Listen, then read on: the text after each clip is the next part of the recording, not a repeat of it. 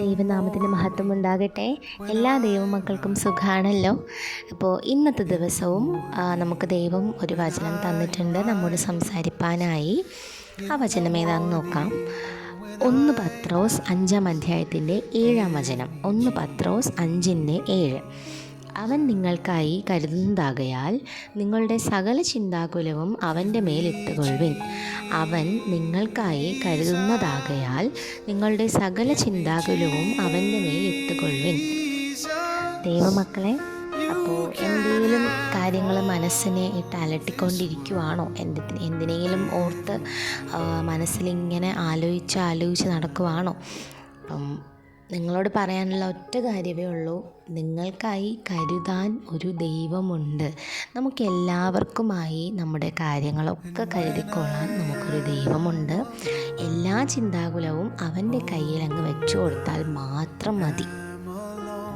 നമ്മുടെ കുഞ്ഞു മക്കൾക്ക് പഠന കാര്യത്തിൽ എന്തെങ്കിലും ബുദ്ധിമുട്ടാണോ, അല്ലെങ്കിൽ സ്കൂളിൽ ഫ്രണ്ട്സുമായിട്ട് എന്തെങ്കിലും പ്രശ്നം അല്ലെങ്കിൽ ബുദ്ധിമുട്ട് അങ്ങനെ എന്തെങ്കിലും ആണോ, അല്ല കോളേജിൽ പഠിക്കുന്ന കുട്ടികൾക്കും അല്ല അതിന് ശേഷമുള്ള കുട്ടികൾക്ക് ജോലിയുടെ കാര്യത്തിൽ എന്തെങ്കിലും പ്രശ്നമാണോ, ഇനി നിങ്ങളുടെ കല്യാണ കാര്യങ്ങളിൽ എന്തെങ്കിലും പ്രശ്നമാണോ, ഇല്ല നിങ്ങൾക്ക് കുഞ്ഞുങ്ങളില്ല അങ്ങനത്തെ എന്തെങ്കിലും പ്രശ്നമാണോ, ഇല്ല ഇനി അതിന് മേളിൽ കടം ഭാരങ്ങളോ അല്ലെങ്കിൽ വേറെ എന്തെങ്കിലുമൊക്കെ പ്രശ്നങ്ങളാണോ, എല്ലാത്തിനും ഒരു സൊല്യൂഷനുണ്ട്. അത് നമ്മുടെ സർവശക്തനായ ദൈവമാണ്.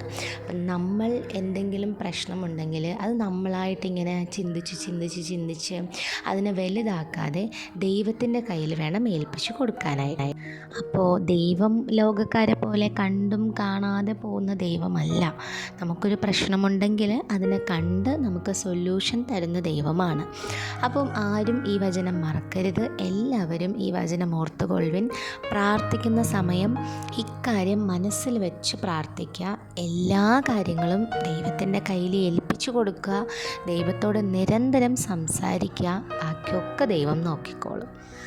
ഓക്കെ, അപ്പോൾ ഇന്നത്തെ ദിവസം വളരെ സന്തോഷമായിട്ട് എൻജോയ് ചെയ്യുക.